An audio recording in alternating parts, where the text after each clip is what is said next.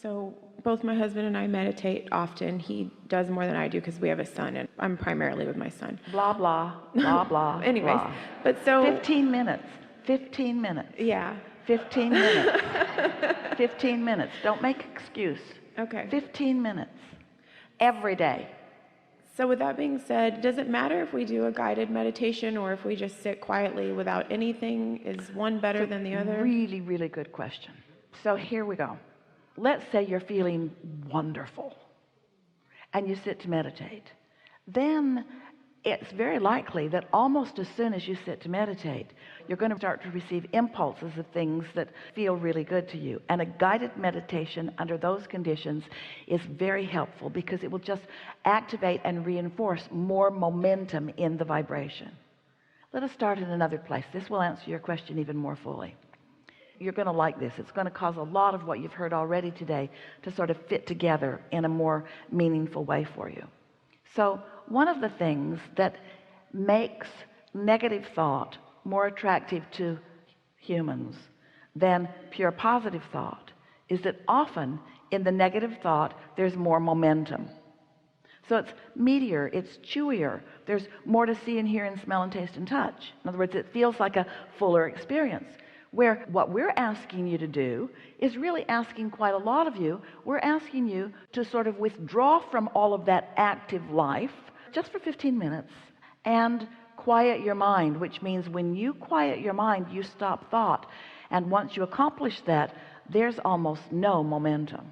So as you start receiving and you feel some of that soft satisfaction, there's a little momentum, and as you stay there for a few seconds, really 16 or 17 is enough, then that vibration is going to pick up more speed.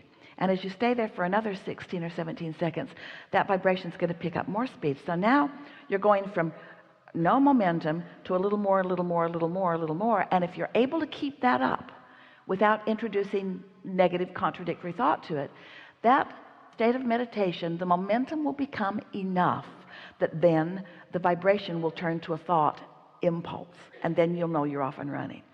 Once the impulses start coming, which is often at the end of the 15 minutes, but for those like you have been meditating for a while, it could come within the first 30 seconds. It doesn't take Esther any time at all to get there.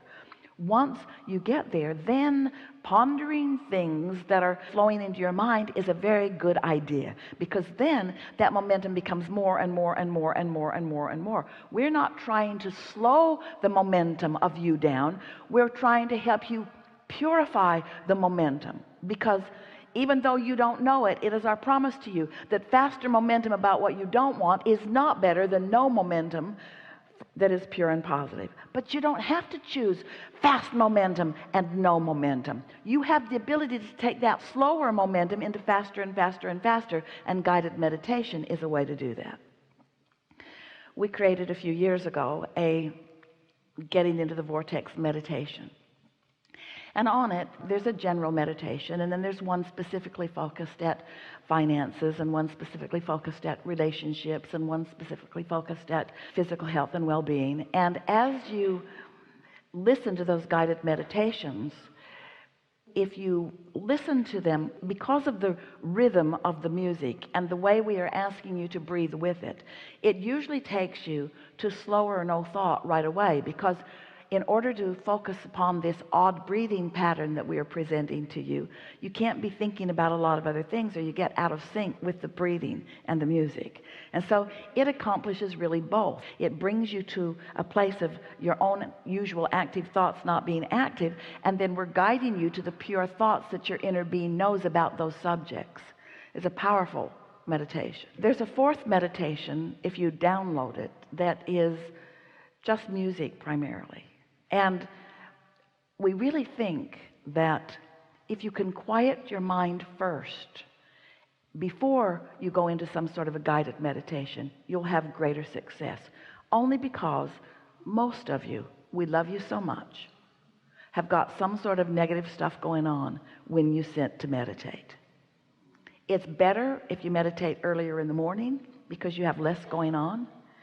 Jerry used to beg Esther, please don't read your email or answer the telephone until after lunch.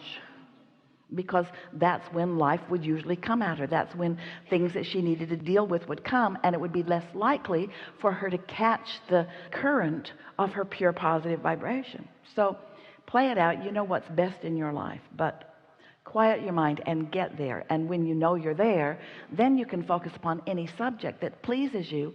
And let's just acknowledge what Esther said to us earlier. Manifestations are way more fun than being silent in your mind. But being silent in your mind will lead you to these fantastic manifestations. So don't give up the pure vibration for just wanting something that's more interesting. Did that make sense to you? Enough? Yes. Really good question.